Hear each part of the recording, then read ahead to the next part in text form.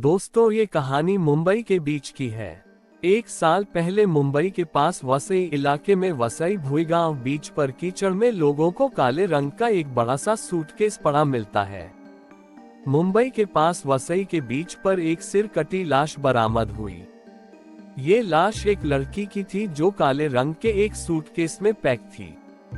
Police लाश को बरामद कर पोस्टमार्टम के लिए भिजवाने के साथ साथ उसके कटे सिर को ढूंढने की कोशिश कर दी। कोशिश लाश की पहचान पता करने की भी होती है, लेकिन ये कोशिश करते करते करीब साल भर का वक्त गुजर जाता है, मगर पुलिस को कोई भी सुराग हाथ नहीं लगता। लेकिन तभी एक रोज अचानक एक शख्स एक लड़की को ढूंढता हुआ पुलिस के पास पहुंचा और फिर उस सिर कटी लाश का खौफनाक राज खुला तो सबके होश उड़ गए। 26 जुलाई 2021 वसई महाराष्ट्र। उस दिन मुंबई के पास वसई इलाके में वसई भुईगांव बीच पर कीचड़ में लोगों को काले रंग का एक बड़ा सा सूट कपड़ा मिलता है। खबर पुलिस तक पहुंचती है और पुलिस फौरन मौका वारदात पर पहुंच जाती है। मामला पहली ही नजर में बेहद संदिग्ध लगता है, क्योंकि 26 जुलाई 2021 वसई महाराष्ट्र। उस दिन मुंबई के पास वसई इलाके में वसई भुईगांव बीच पर कीचड़ में लोगों को काले रंग का एक बड़ा सा सूटकेस पड़ा मिलता है। खबर पुलिस तक पहुंचती है और पुलिस फौरन मौका वारदात पर पहुंच जाती है।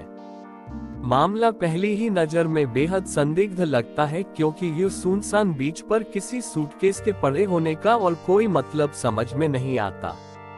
और जैसे आशंका थी वही होता है। सूटकेस से एक लाश बरामद होती है, एक लड़की की सिरकटी लाश। वसई पुलिस फौरन आईपीसी की धारा 302 के तहत कत्ल का केस दर्ज कर मामले की छानबीन शुरू कर देती है। लेकिन लाख कोशिश के बावजूद और कई महीनों गुजर जाने के बाद भी पुलिस के हाथ खाली ही रहती है।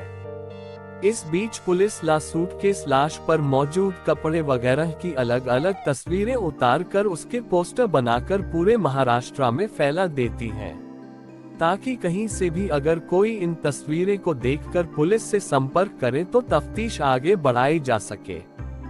एक साल बाद भी नहीं मिलता सुराग, लेकिन पुलिस की इन कोशिशों का भी कोई फायदा नहीं होता। हार कर पुलिस लाश का पोस्टमार्टम करवाती है और उसके कुछ डीएनए सैंपल सुरक्षित रखकर मामले में कोई सुराग मिलने का इंतजार करने लगती है।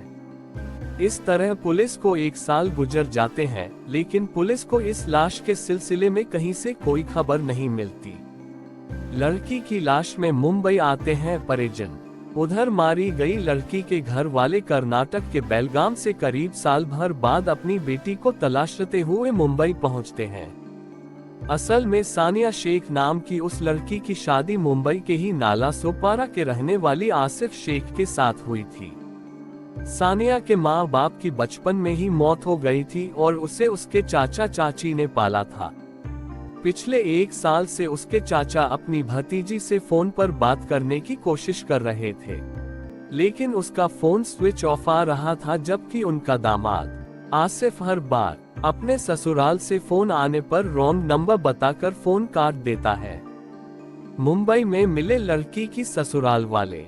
खैर, मुंबई आने के बाद जब सानिया के घर वाले जब नालासोपारा में सानिया के ससुराल गए तो ये जानकर हैरान हो गए कि आसिफ और उसका परिवार अब कहाँ रहता ही नहीं है।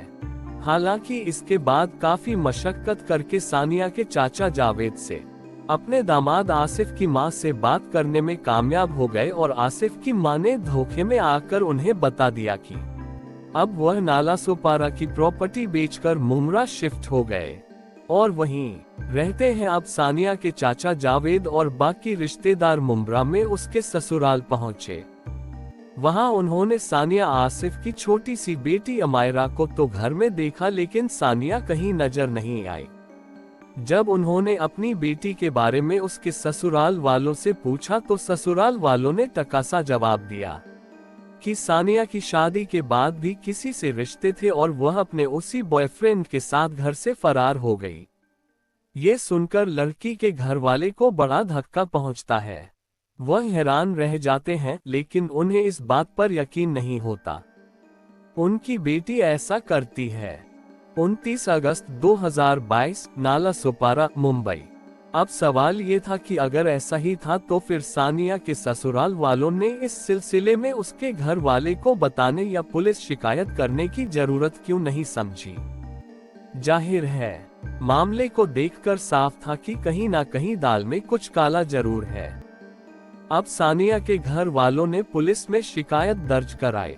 उनके शिकायत पर नाला सोपारा की अतुल थाना पुलिस ने इसी साल यानी 29 अगस्त 2022 तानिया की गुमशुदगी की रिपोर्ट लिखी और नए सिरे में मामले की जांच शुरू कर दी। मुंबई पुलिस ने साल भर पहले वसई भुईगांव बीच से मिली उस सिरकटी लाश की तस्वीरें सानिया के पति और ससुराल वालों को दिखाए। उन्होंने लाश को पहचानने से ही इनकार कर दिया, लेकिन जब पुलिस ने यहां तस्वीरें बेलगाम से आए सानिया के घर वाले को दिखाए तो उन्होंने देखते ही पहचान लिया कि यह उनकी बेटी की लाश है। घर वाले ने लाश के साथ मिले कपड़ों वगैरह भी पहचान कर ली। इस तरह पुलिस अब साल भर पहले मिली सिरकटी लाश की पहचान पता कर चुकी थी, लेकिन अभी उसके लिए पता करना बाकी था कि आखिर सानिया का कत्ल किसने किया और क्यों। लिहाजा पुलिस ने उसके घर वालों की शिकायत पर सबसे पहले सानिया के ससुराल वालों को ही पूछताछ के लिए बुलाया। ससुराल वालों ने पुलिस के पास भी सानिया के घर से भाग जाने की वही कहानी दोहराए और कत्ल पर हैरानी जताने लगे, लेकिन अब सानिया के घर वाले के साथ साथ पुलिस को भी लगा, हाँ क्यों ना हो, इस कत्ल में सानिया के ससुराल वालों का ही हाथ है। लेकिन पुलिस ने किसी को भी गिरफ्तार करने से पहले मामले की पूरी तरह तस्दीक करना लेना ठीक समझा।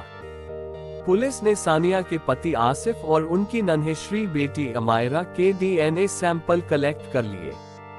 सानिया की लाश से उसका डीएनए सैंपल पहले ही लिया जा चुका था और जब इन सैंपल की रिपोर्ट आई तो ये साफ हो गया कि वसई के बीच पर मिली वह सिरकटी लाश सानिया की ही थी। अब ये साफ हो चुका था कि सानिया का साल भर पहले ही कत्ल किया जा चुका था, लेकिन कातिल को पकड़ना अभी बाकी था।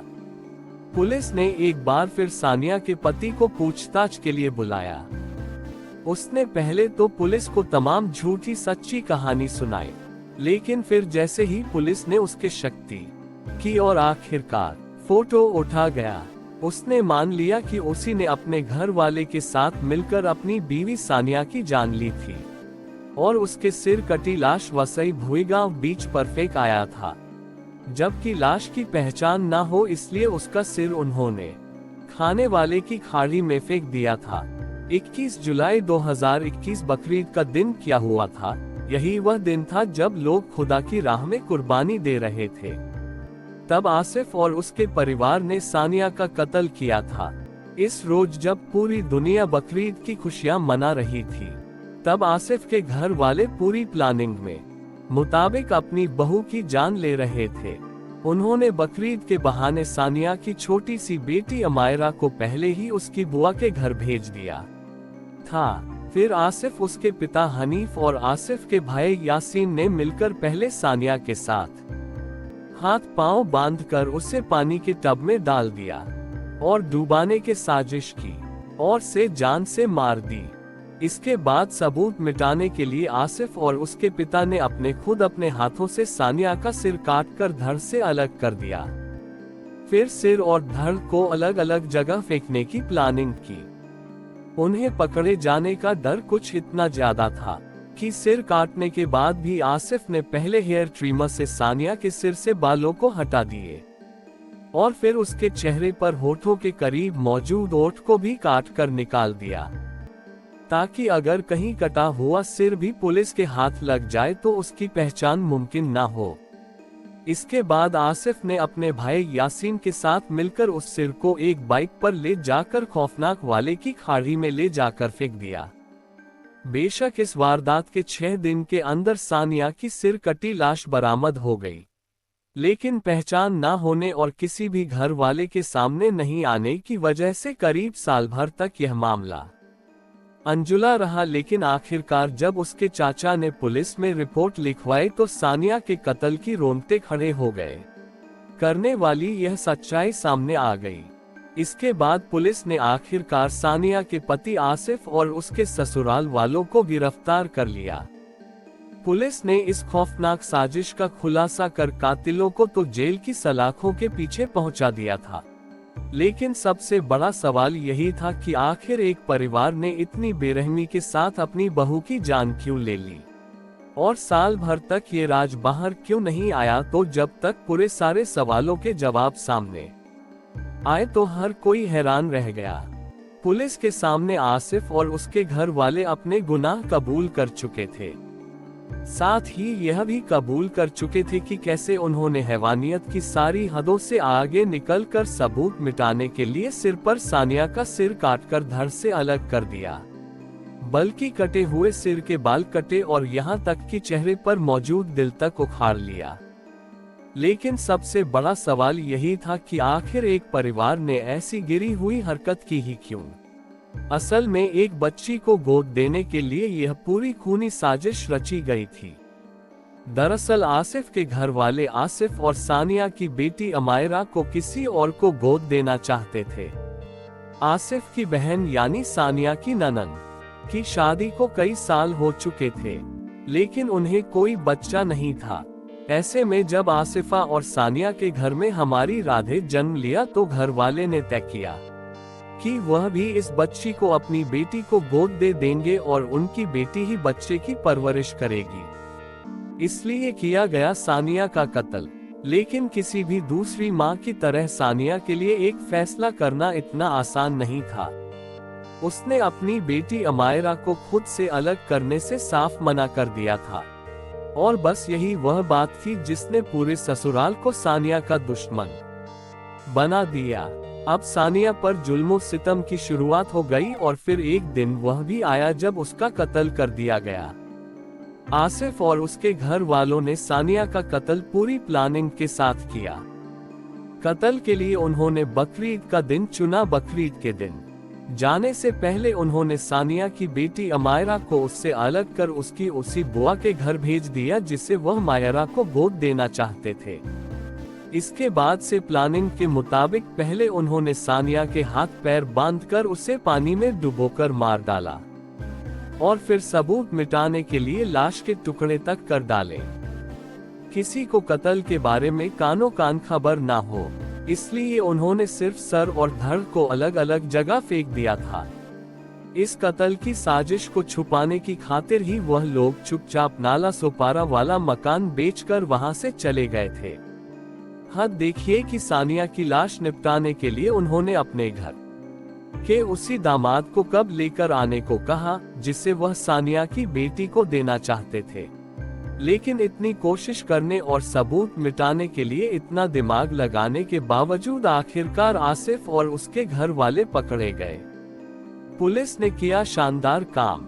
वैसे इस केस को सुलझाने में वसई पुलिस के रोल की भी तारीफ करनी होगी, जिन्होंने सिर कटी लाश की न सिर्फ अलग अलग तस्वीरें खींचकर रख ली थी, बल्कि जरूरत के लिए डीएनए सैंपल भी सुरक्षित रख लिया था। और आखिरकार यही चीजें कत्ले के खुलासे की वजह बन गई और असली कातिल कानून के शिकंजे में फंस गए। दोस्तों, कहानी अच्छी लगी हो तो लाइक, शेयर, कमेंट, सब्सक्राइब जरूर करें।